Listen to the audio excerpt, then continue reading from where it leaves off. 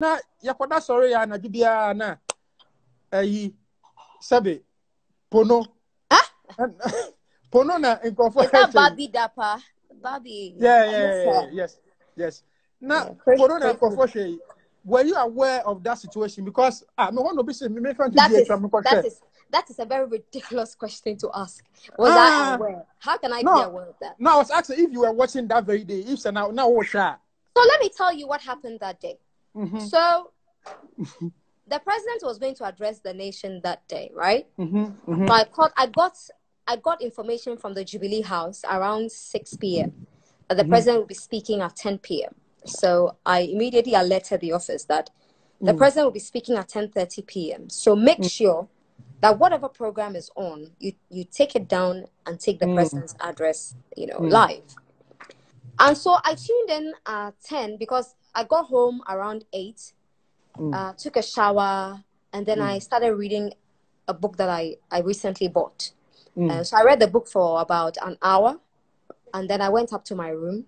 It was maybe 10 or 9:55-ish, right? So I tuned in, and then Duvet was on TV. It went on for a while. I was just going up and down. I wasn't really paying attention to it because I just said, oh, Nancy and her lights, they're doing their thing there. Then I saw the visuals, and I was like, I gawked. I was like, huh? So you saw it yourself? I saw it. Yeah, I saw it. So I saw it, and immediately I called the office. And this was 10:07, 7 past 10 p.m. So I called the MCR, and I said to the guy that take down that show immediately. And he said, what should I play? And I said, play music or do something, whatever. Take down that show. But of course, there were a lot of people watching, and so people had recorded videos. So immediately I called the producer, and I asked the producer, what happened? And that's the lead producer of the show. And usually I like to encourage leaders to give younger people opportunities, that you don't have to do it all. Sometimes allow people to come into your space as well. So she said, oh, I asked this other person to take over the editing of the show. So I said, okay, let's meet in the office tomorrow. And I said to her, so she said, what are we going to do? And I said, well, the harm has been done. There is absolutely nothing we can do about it.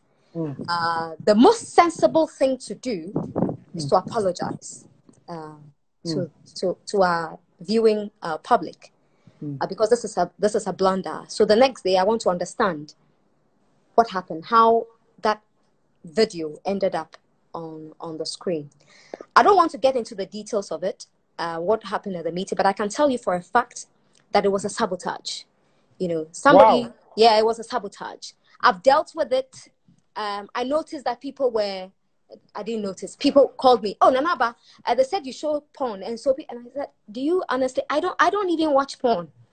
I don't watch porn because I don't understand the concept of porn. I know people who watch porn. I don't judge them. That's fine. That's they know what they get from porn. And I also believe in the ethics of the media. And that is why I wrote that apology that evening, because if I were watching on another station and it happened, it would have offended my sensibilities. True. That is why I, offered that apology. And saying sorry is not a problem for me. I don't have a problem at all apologizing. When I believe that I'm in the wrong, I will apologize. And this was wrong on all fronts. It was a sabotage. It happened. We've dealt with the situation. People decided to come for Nanaba. Guess what? Not a single one of them affected me. I couldn't be bothered. I think people are bored. Unemployment is a big problem. It is a challenge. Unemployment is a challenge. People say all sorts of things on social media for attention. Now, who is the feminist?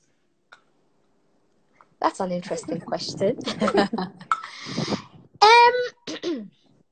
Feminism, Feminism has been battered by so many people.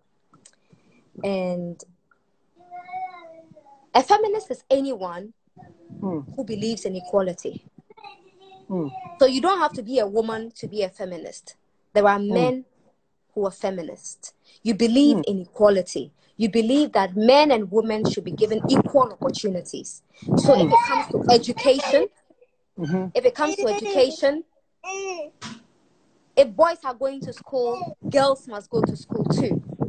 If it comes to work, if a man can be CEO, a woman can be CEO too, if they have the same credentials.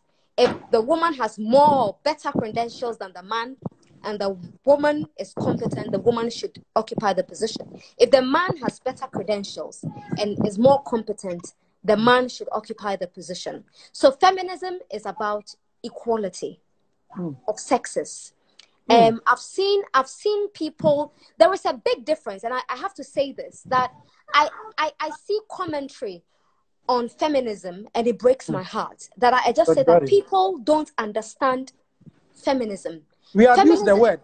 We abuse the word feminism. Yes. Feminism is a movement. So many movements. It's a movement to achieve equal rights. Look, and it's not just for women. There are men, so many men, who deserved an opportunity. It didn't go to them. It went to a woman. Wow. Who probably didn't deserve it. That is unequal. There is inequality there.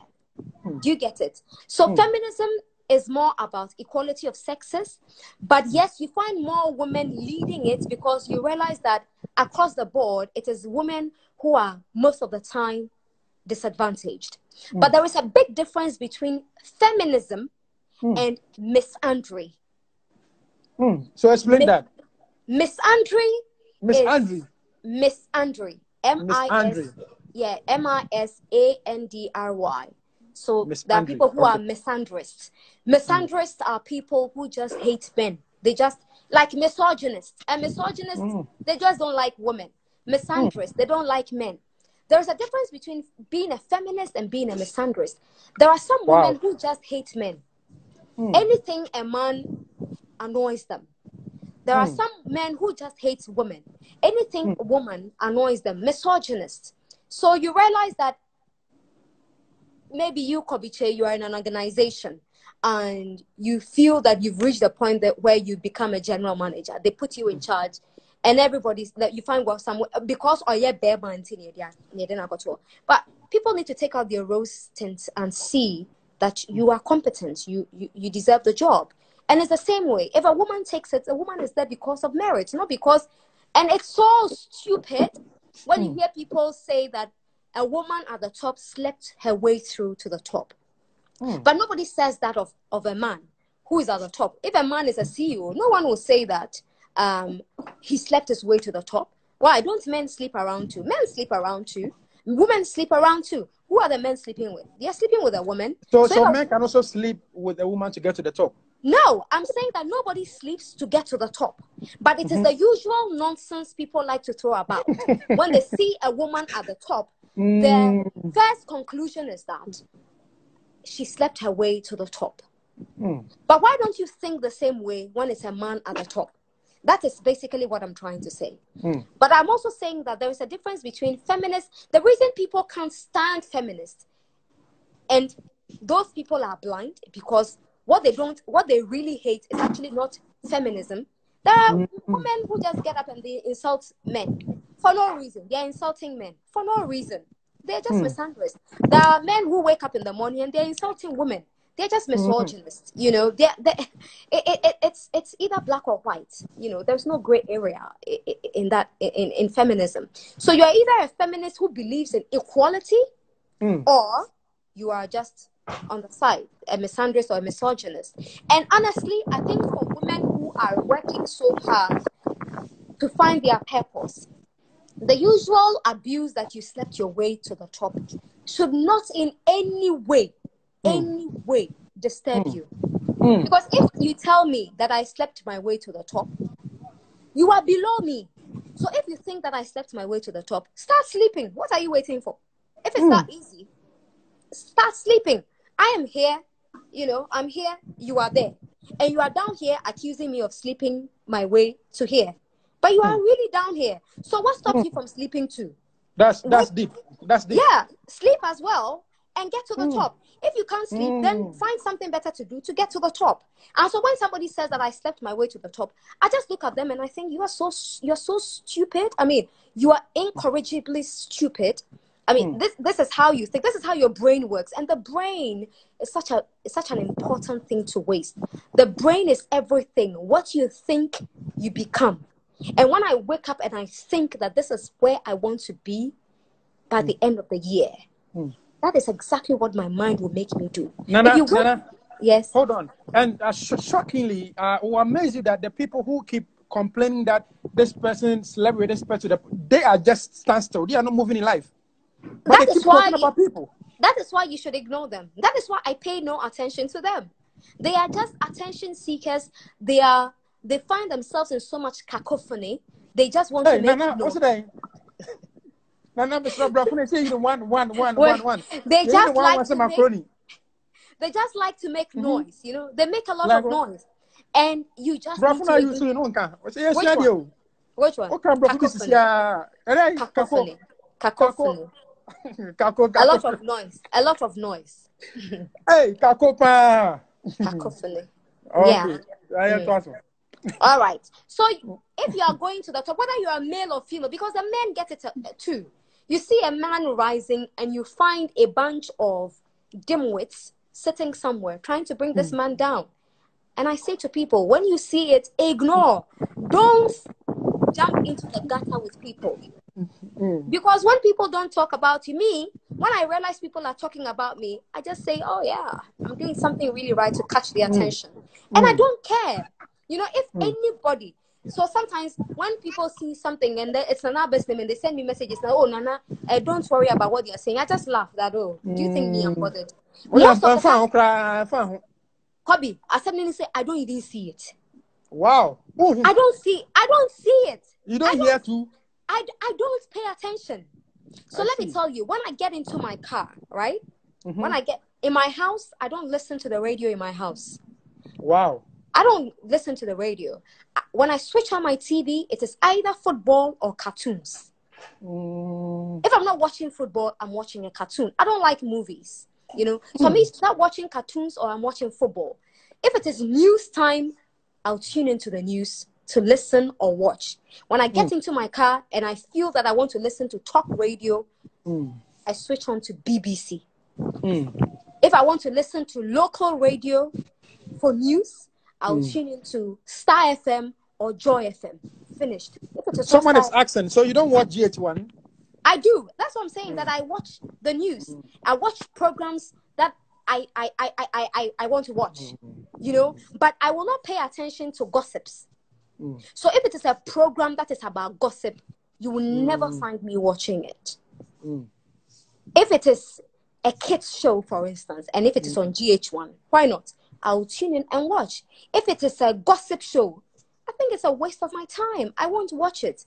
But there are people who enjoy listening to gossip. I don't know what it does for them, but that's their problem. Somebody is asking if I don't watch GHOne. GHOne shows cartoons. We have kids shows.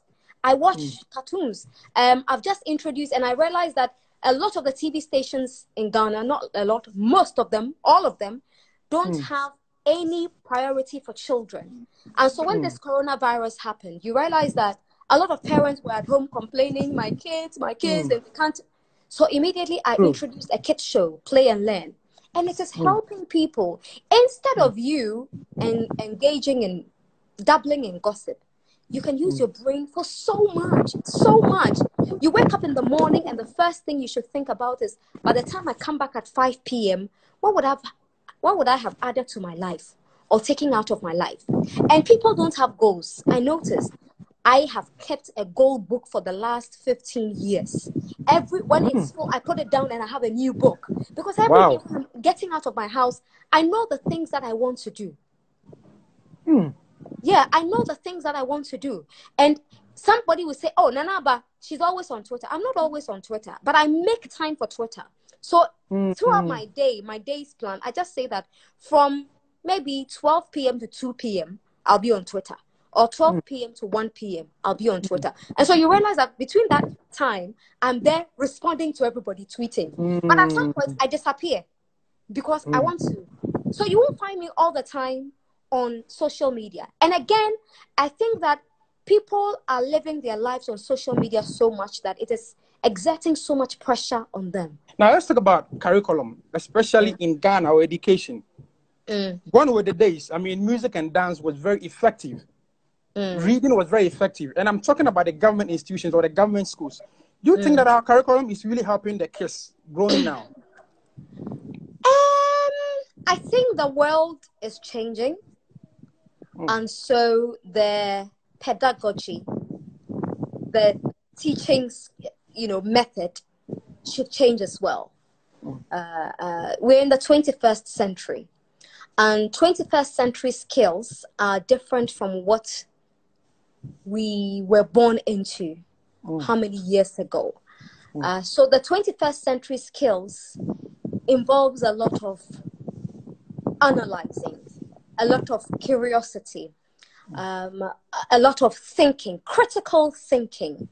It involves so much. It involves innovativeness. It involves coloring, outside the lines. When you're a kid, you go to school and they give you boxes that color the boxes, and you color everything within the box. But the 21st century is more about coloring outside that box and not inside the box, per se. And so the pedagogy has changed in the 21st century. And I think there are schools in Ghana, there are teachers in Ghana who have hooked onto the new way of thinking. The curriculum is changing. In the past it was all what the teacher says, you take it and you go away. Read, what do they call it? Chew and pour. Is that Chew and pour. Chew and pour. Yeah. Chew and pour. Yeah. So it was more of that. But now it shouldn't be so. You should be able to apply what the teacher tells you. So teachers, for instance, should loosen up. The fact that you say that matter is anything that occupies space. I don't even remember that the science definition of that. The fact that you've said that to the child in the classroom and the child has written that verbatim, it doesn't mean that if you ask a question in the exam room, what is matter?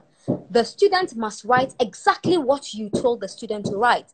They must write it the way they understand it, as long as they're not losing the meaning of matter. But that is not happening in Ghana and in most of our schools. Most teachers wanted to give dito. That is why, I'm sure that's how come a lot of students end up doing the chew and pour. Well, that's true to some extent, but it could also be that students feel that is the easiest way to pass the exam. Because now you have teachers who have taken up higher learning, they've traveled abroad, they've acquired masters. Even in Ghana, they've acquired masters here. And so they want to change their teaching styles. But you still have students who would rather do the chew and pour. It took me a while to understand what chew and pour was. But that is it. So everyone has to change. It's not just the teaching. It's not just the teachers. The students as well must develop a certain skill to ask questions. You still have an era where students are afraid to question their teachers. You question your teacher, and it's assumed that you're arrogant, you're disrespectful. We lack confidence. We lack confidence to ask questions. So the 21st century thinker is also a very confident person. Timidity is such a low key. Timidity should not be encouraged. And I think sometimes, and it's not across the board, sometimes our teachers make us very timid. For instance, when I was in primary school at Alcid Academy, my teacher of English was a very confident woman. And she made sure that we were all very confident in class. So for instance, if she used a word and we were not comfortable with the word or we didn't understand the word, we could ask her to tell us what the word was, what it meant, the history of the word, and she would do that. If we felt that the teacher was wrong, we could say that no, we disagree. Not that we know better, but because we've been reading, you have a different opinion. And if the teacher still thinks that she's right, then the teacher would have to convince you that I'm right. But it doesn't mean that the children are disrespectful. The children are just curious and they're asking more questions. And I think that is what the curriculum should be. I think that there is a lot of talk about international schools in Ghana, and that's what the international schools in Ghana do. And so maybe that is what the normal schools, what we know, the JHS, but it is happening in a lot of primary and JHS schools. You go to the likes of Alcid Academy, you go to Morning Star, you go to Northridge Lyceum. They do it. I'm sure some government schools as well encourage that. But yes, you have children who are coming from homes that say that when an adult speaks, don't speak back. And so the children are not just being cowed in the classroom, but it is happening at home, and they bring it from home to the classroom. So it is not necessarily the teacher. But I totally agree with you that the curriculum has to change in a certain way. But it requires a lot of thinking into what the curriculum should be. Because what is right or what works for the United States of America does not necessarily work for Ghana and Nigeria. It is not a one-size-fits-all. You get it. And that's the mistake sometimes we make, that because it is happening in the UK, it must happen in Ghana too. No. Two different societies, two different orientations. Things are completely different. So perspective, scope, content are all very important. And so, yes, when you say that the curriculum has to change, sometimes I agree with you. I think that we should develop, for instance, I don't understand why in the universities, you go to read a course in, for instance, medicine.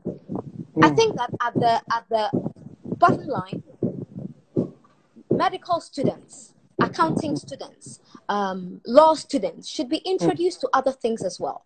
You come out of the university and you probably have some knowledge about accounting as a doctor. You know, you have some knowledge as of finance as a lawyer.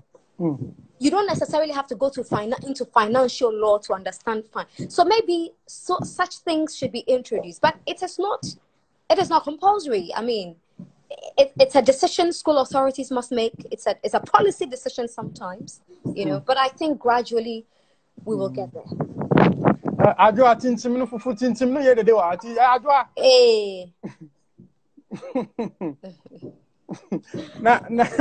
Now, let's talk about, the practical side of education, then we'll switch the conversation.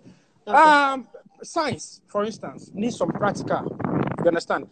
And it looks as if most of our institutions have a lot of the theory going on in classrooms. Theory. We need a practical side of our learning too.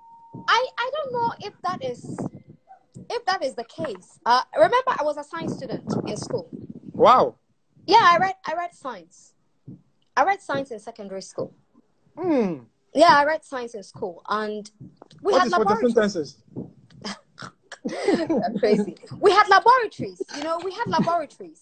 I think every school that reads science has a laboratory.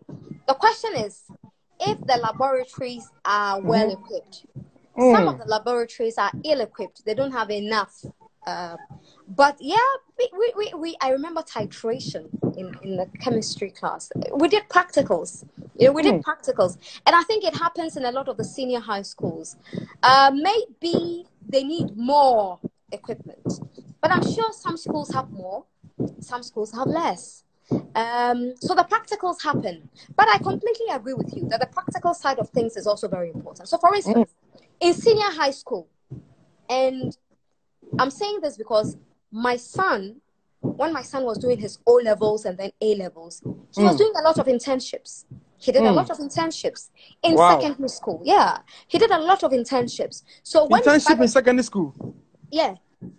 Wow. Yeah, he did internships. From 4 he had to do internship when he went on vacation. He did an internship. From 5 he did an internship when he was doing his A-level. He did internships, and it prepared him. It opened up his mind more. He understood things properly. Which country? I'm not going to state that, but he did. He did his internship. No, but my son did one internship in Ghana. You know, because he wanted to read. My son loves economics. You know, he loves economics. So at some point in Ghana, he interned with a think tank for 1 month. He was there 1 month trying to understand the economic principles he had studied in the classroom in Form 5. You know, and it worked for him. He came back home and he could juxtapose what was taught in the classroom and what he had learned on the job. So I think that is what our schools should start introducing. Whether you're in SHS 1, 2, or 3, we should be able to introduce you to a working environment for you to understand what happens in the world of work as well, and not necessarily always sitting in the classroom. And again, if you introduce them early to the offices, they become more responsible. It helps them. It shapes their career choices. They will go out there and then they realize that, oh, this is not what I actually wanted to do. And it is never too late for them to change. You know, so I think that extracurricular activities are important as much as the empowerment is important. We need to empower people. You know, in Ghana, I noticed that people don't like to empower others. I don't know. I think it is plain foolishness. It is the highest level of stupidity.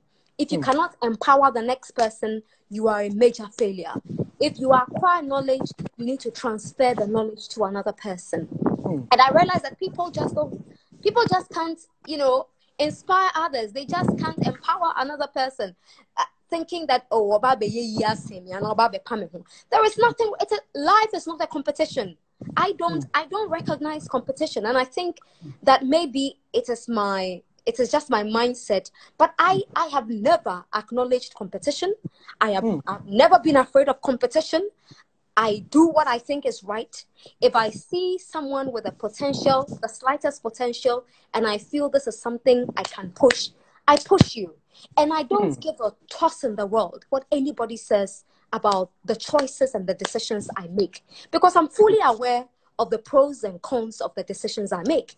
And so it doesn't, no plebeian can come and tell me that, oh. No, what's it? Plebeian. What's that? An ordinary person. And the word is what? Plebeian. So you recite after me. You cannot come and so if I, for instance, you Kobiche, I don't need to know you personally to give you advice. If I realize that you're doing something on social media and it is great, I don't have to know you personally to encourage you. And I do that a lot, and I realize that people are shocked. I go into people's DMs, they don't know me. I just go into their DMs and I say, I think that what you're doing is good. Stay on it. Don't lose focus. Do this, do that. And they don't know me from Adam. It's because I want to see everyone win. I want to see everyone happy. And I don't need a personal relationship with you to do that, you know. And it's the little things. We must learn to encourage other people. And when you do that, you have a clean heart. You are happy. Nothing negative happens to you. Nothing at all. But what I notice is that in Ghana, in the media especially, people just don't want to encourage others. And I think it is the height of foolishness. It is complete folly that you have something. Share. It doesn't have to be money. You know, sometimes people think that it is money they need. They don't need money. They just need a little push. Just a word or two to encourage them. And they realize that, oh, I didn't need money after all. This is what I was missing. You get me? Nana, I think, I mean, speaking about empowerment, and I'll use myself as an example. I never knew you from Adam. I met you and you had a very great conversation with me. And if you remember, you are one of the few, I mean, you are the only person who even told me that I should start this Instagram live, even way before coronavirus came. Way before that. Yeah. Way before that. And I was struggling on how I can even start that. I was really struggling. So when the coronavirus lockdown started, I was the first blogger in Ghana to start this whole interview thing. And you're one of the best bloggers in Ghana, I must say. I always tell you that. I'm humbled. And so, and again, look at the people you've really helped at GHOne. You keep posting them, the girls that you've, I mean, God bless you. Oh, thank you. Amen. Nice. Now, let's look at your transition from TV3 to GH1. At a point when you're going to GH1, we knew GH1 to be the entertainment buzz station. But now, politics, news, how were you able to have that smooth transition to build that confidence? I don't know if I had a magic wand, but I think that everyone agreed at the time, and we had the 2016 elections coming as well. And so, and again, I must tell you that when I was leaving TV3, I had so many offers on my desk. Wow. So many. Yeah, so many. With huge money. No coffee heavy. Yeah. Wow. Yeah. I don't come cheap, you know. I know. I can see your mansion. I can see your mansion. No, serious. So I had a lot of offers, but I looked at all the offers, and I love challenges. I think I'm such a stupid adventurer. You know, I love challenges. So I like to do the things that people think are impossible. And is it Walt Disney? Walt Disney once said that you must have fun doing the impossible things. Once you're having fun doing impossible things, they happen. And because I'm a big reader, I see a challenge and I'm reminded of a great person's challenge, and I just say that no, I can do this. So when I left them, and I looked at all the offers in front of me, and they were all things that I would usually do. Multimedia does a lot of politics. I mean, I think you've got to give it to Joy FM. Joy FM, I think it's the biggest media brand in Ghana. And I will never stop saying that. They have been consistent for 25 years. And I don't think that we give them the credit for it. You know, they've been very consistent. You mean multimedia? Yeah, multimedia. They've been very consistent. They've been great. And they have a very strong, positive brand, you know. And I'm not afraid to say this. As I told you, I'm not afraid of competition. I know there are people in other stations who will never say this about another competitive brand. But I am not a weak person. I'm a strong person. I am not afraid to say when people are great. I'm not afraid to say when people are bad. You know, I'm not afraid to say both. And so if Joy FM is doing something really great, Joy FM must be applauded for doing something really great, you know. And they've got wonderful people. They're wonderful reporters, hardworking people, you know. And so, as I was saying, I saw all of those offers, and I was just thinking that there is no challenge here for me. When I go in there, I'm going to do what I usually do. And then Bola Ray called me. And Bola said, "You are my sister." And Bola and I go way back, you know, way back. And so I looked at Bola's offer, and I said to Bola that, you know what, let's change the station. And Bola said, well, you know, it's been an entertainment brand. Do you think it is possible?